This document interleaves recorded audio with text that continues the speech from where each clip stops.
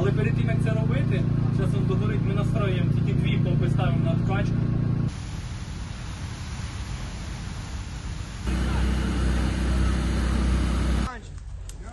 Начальники частин те саме стосується. Виганяйте особовий склад. Не надійтесь на якесь чудо. Всі піти вглиб.